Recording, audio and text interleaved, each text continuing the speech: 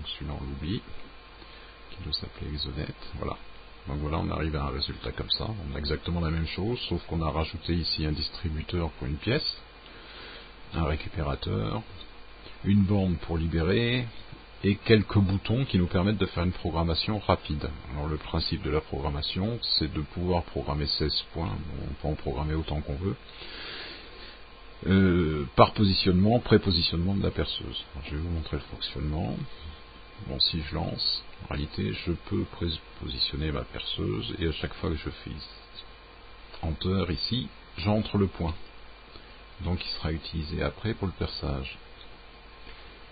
On aurait pu améliorer en indiquant le nombre de points entrés, etc.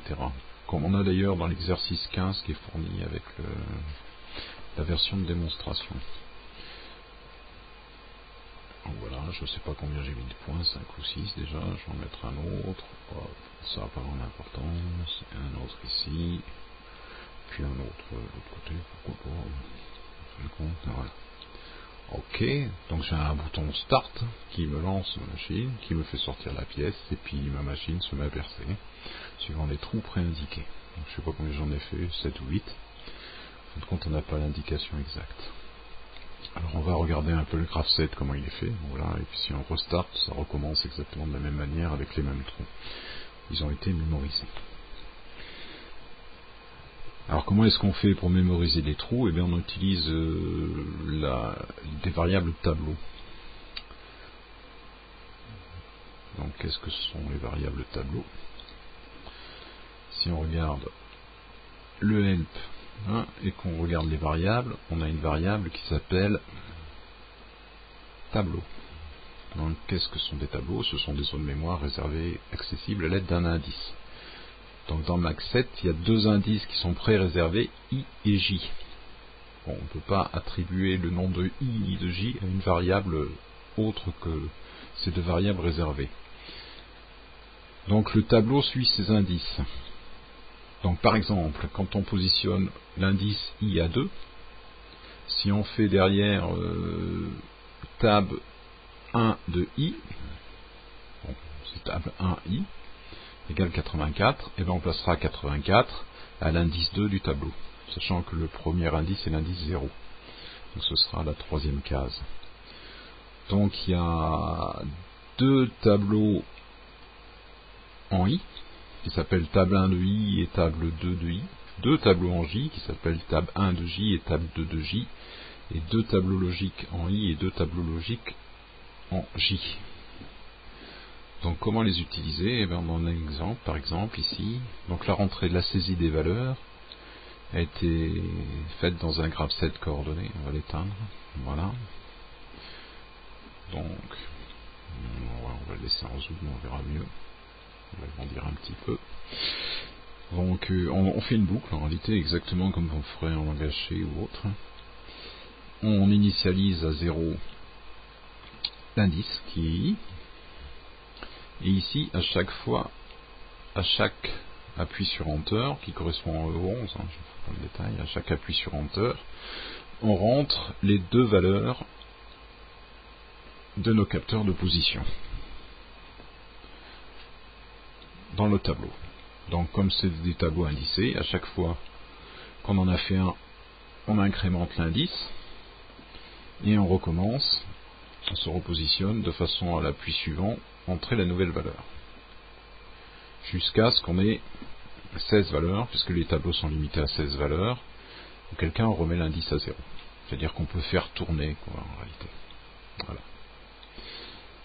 Donc, alors, de la même manière, ensuite, on va réagir pareil. Donc là, dans l'autre graph set coordonnées qui s'appelle action, qui est déclenché par l'action start, ici.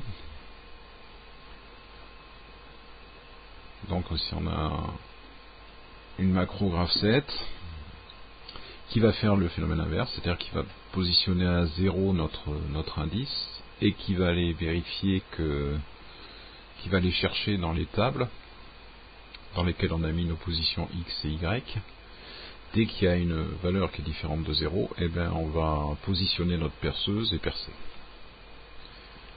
voilà, on fait ça pour les 16 valeurs de i.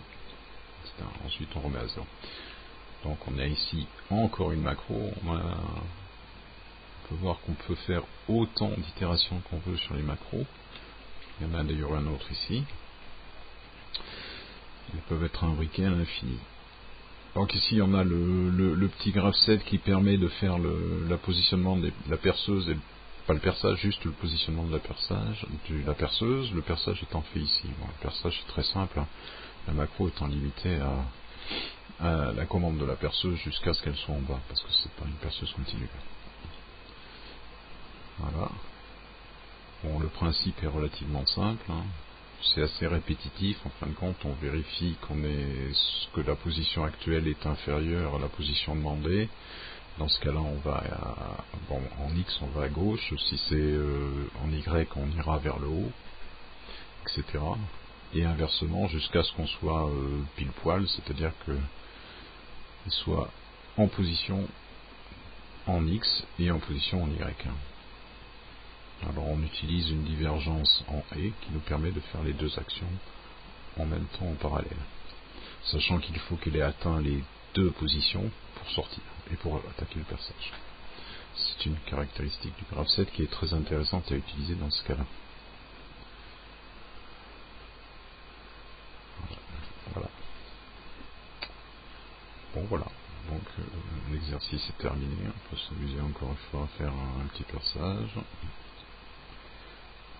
Donc on pourrait voir d'ailleurs le positionnement, ça peut être intéressant. Donc effectivement on voit ici qu'on fait ça, et ici qu'on fait ça. Bon, là on ne verra pas, il faudrait se mettre sur valeur pour le voir, enfin ça risque d'être assez rapide. Voilà, le fait d'appuyer ici va faire l'action, hop, voilà, etc. Ah, on ne peut pas les fermer, là c'est un peu embêtant, bon, voilà. Donc si on fait un start ici, donc notre machine va fonctionner.